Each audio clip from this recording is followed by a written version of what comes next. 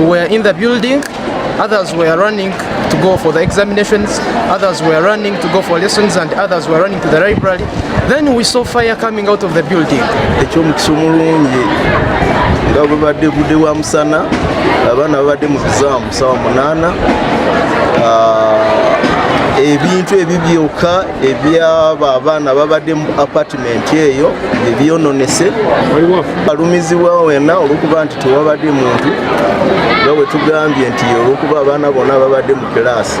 Singa babadde budde bwa kiro osanga wandibadde ebizibu bingi, naye olw'okuba nti musana tewabadde omuntu yenna alumizibwa. Kati tumanyi kiki ekireese omuliro guno n'ekyemanye bulijjo ebiteera nnyo okuleeta omuliro nga guno osanga tugita short circuit.